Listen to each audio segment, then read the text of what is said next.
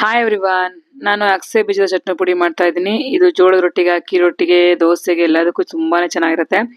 ಒಂದು ಮುಕ್ಕಾಲು ಬೌಲ್ ಅಷ್ಟು ಅಗಸೆ ಬೀಜನ ತಗೊಂಡಿದ್ದೀನಿ. ಒಂದು 2 ಸ್ಪೂನ್ ಆಗೋಷ್ಟು ಅಚ್ಕಾರದ ಪುಡಿ, ರುಚಿಗೆ ತಕ್ಕಷ್ಟು ಉಪ್ಪನ್ನ ತಗೊಂಡಿದ್ದೀನಿ. ಹಾಗೆ ಒಂದು 2 ಗೆಡ್ಡೆ ಆಗೋಷ್ಟು ಬೆಳ್ಳುಳ್ಳಿನ ತಗೊಂಡಿದ್ದೀನಿ. 1 ಸ್ಪೂನ್ ಆಗೋಷ್ಟು ಬೆಲ್ಲನ ತಗೊಂಡಿದ್ದೀನಿ.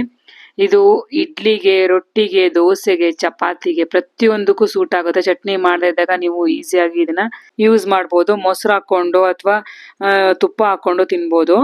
ನೋಡಿ, ಇವಾಗ ಒಂದು ಪ್ಯಾನ್ ನ ಇಟ್ಕೊಂಡಿದೀನಿ. ಇದಕ್ಕೆ ನಾನು ಇವಾಗ ಅಗಸೆ ಬೀಜನ ಹಾಕೊಂತಾ ಇದೀನಿ. ಇದು ಸಿಡಿಯುತ್ತೆ, ನಿಧಾನವಾಗಿ ಫ್ರೈ ಮಾಡ್ಕೊಳ್ಳಿ. ಇದು ಕ್ರಿಸ್ಪಿಯಾಗಿ ಆಗೋಷ್ಟು ನಾವು ಫ್ರೈ ಮಾಡ್ಕೋಬೇಕು. ಅಂದ್ರೆ ಬಾಯಿಗೆ ಹಾಕೊಂಡು ನೋಡಿದಾಗ ನಿಮ್ಗೆ ಕ್ರಿಸ್ಪಿಯಾಗಿ ಆಗ್ಬೇಕು, ಅಷ್ಟು ಫ್ರೈ ಮಾಡ್ಕೊಂಡ್ರೆ ಆಯ್ತು. ಇದು ಇವಾಗ ಆಗಿದೆ. ಗ್ಯಾಸ್ನ ಆಫ್ ಮಾಡ್ಕೊಂಡು ಇವಾಗ ನಾನು ಜಾರ್ಗೆ ಹಾಕೊಂತಾ ಇದೀನಿ. ಮಿಕ್ಸಿ ಜಾರ್ಗೆ ಹುರಿದಿಟ್ಕೊಂಡಿರುವಂತ ಫ್ಲಾಕ್ಸ್ ಸೀಡ್ಸ್ ಅಂದ್ರೆ ಅಗಸೆ ಬೀಜನ ಹಾಕೊಂತಾ ಇದೀನಿ. ಅದಕ್ಕೆ 1-2 ಗೆಡ್ಡೆ ಆಗೋಷ್ಟು ಬೆಳ್ಳುಳ್ಳಿನ ಹಾಕೊಂತಾ ಇದೀನಿ. ನೋಡಿ, 1 ಸ್ಪೂನ್ ಆಗೋಷ್ಟು ಅಚ್ಕಾರ ಪುಡಿನ ಹಾಕೊಂತಾ ಇದೀನಿ. ಹಾಗೆ ರುಚಿಗೆ ತಕ್ಕಷ್ಟು ಉಪ್ಪನ್ನ ಹಾಕೊಂತಾ ಇದೀನಿ. 1 ಸ್ಪೂನ್ ಆಗೋಷ್ಟು ಬೆಲ್ಲನ ಹಾಕೊಂತಾ ಇದೀನಿ.